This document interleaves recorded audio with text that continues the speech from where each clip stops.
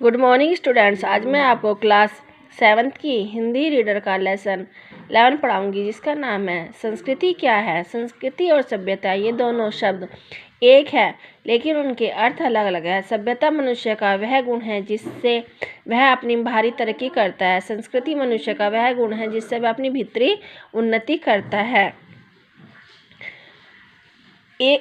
एक वह भी समय था जब आदमी को घर बनाना नहीं आता था, जब उसे खेती करना भी नहीं आता था और वह कंदमूल या जंगली जीवों का गोश्त खाकर गुजारा करता था। जब उसे कपड़ा बुनना भी नहीं आता था, वह यहाँ तो नंगा रहता था या पेड़ों की छाल या जानवरों की खाल पहनकर अपनी ला छिपाता था। लेकिन जैसे इस हालात में निकलकर आदमी जो आगे बढ़ा तो वह सभ्य होता गया। यानी जब आदमी खेती करके अनाज उपजाने लगा, घर बनाकर रहने लगा, कपड़े बुनकर पहनने लगा, तब वह असभ्य से सभ्य होता गया।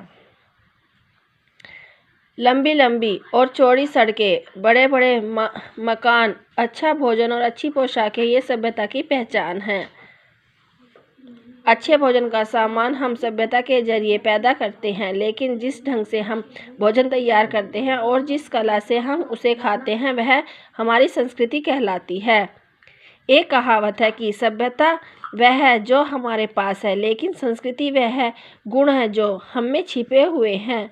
हमारे पास घर होता है, कपड़े लत्ते होते हैं, गाय भैंस बैल बकरी होते हैं, हवाई जहाज भी होते हैं, मगर ये सारी वस्तुएं हमारी सभ्यता के सबूत हैं, जिससे यह जाना जा सकता है कि जिंदगी की मोटी और बाहरी सुविधाएं हमने कहाँ तक हासिल की हैं, लेकिन संस्कृति इतने मोटे तौर से दिखलाई नहीं देती। वह एक सूक्ष्म यानी छोटी होती है। वह हमारी प्रत्येक पसंद तथा आदत में छिपी होती है। मकान बनाना सभ्यता का काम है, लेकिन हम मकान का कौन सा नक्शा पसंद करते हैं यह हमारी संस्कृति बतलाती है।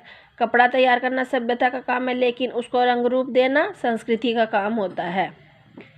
सभ्यता के मामले में दुनिया बहुत आगे बढ़ गई है, लेकिन संस्कृति पुकार कर कह रही है कि इन बमों और हथियारों को काम में मत लाओ, क्योंकि इनमें दुनिया बर्बाद हो जाएगी। संस्कृति का काम आदमी के दोष को कम करना, उसके गुणों को अधिक बनाना है। आदमी भी एक तरह का जानवर है, लेकिन जानवर के गुण यानी वस्तु को छोड़कर वह जितना ही आगे बढ़ता है, उसकी संस्कृति भी उतनी ही अच्छी होती जाती है। संस्कृति का स्वभाव है कि वह आदान प्रदान से बढ़ती है। जब दो देशों या दो जाति के लोग आपस में मिलते हैं, उन दोनों की संस्कृतियाँ एक दूसरे को प्रभावित करती हैं। एक जाति का धार्मिक रिवाज दूसरी जाति का रिवाज बन जाता है। एक देश की आदत दूसरे देश की आदत बन जाती है। ऐसे देशों में भारत का नाम बहुत ही आदर के साथ लिया जाता है, क्योंकि यहाँ के लोग संस्कृति के मामले में बड़े उदार रहते हैं। यानी यही नहीं, बल्कि हम जिसे अपनी संस्कृति कहते हैं वह एक जाति या कुछ थोड़े से लोगों की संस्कृति नहीं है, बल्कि बहुत पुराने समय से जो अनेक जातियां इस देश से आती रहती हैं, उनकी संस्कृति के प्रभाव हमारी भारतीय संस्कृति पर पड़ते हैं।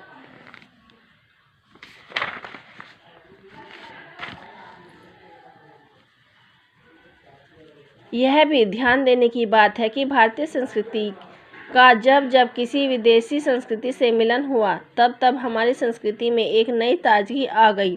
असल में भारतीय संस्कृति में वसंत ऋतु बड़े पैमाने पर 4 बार आया है, और इन चारों मौक़ों पर हमारी फुलवारी में जो लहलहाट पैदा होती है, फूल खिले हैं, वो हमारी संस्कृति को आज भी तरोताज़ा बनाए रखते हैं।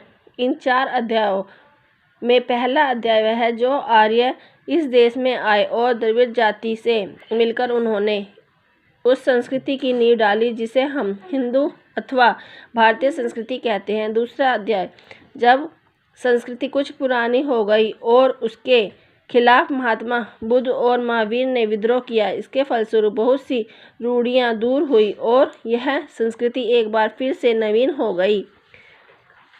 तीसरी, जब इस देश में मुसलमान आए और हिंदू धर्म का इस्लाम से संबंध हुआ। और चौथा अध्ययन, जब भारत की मिट्टी पर हिंदुत्व और इस्लाम दोनों का संबंध ईसाई धर्म और यूरोप के विज्ञान और बुद्धिवाद से हुआ।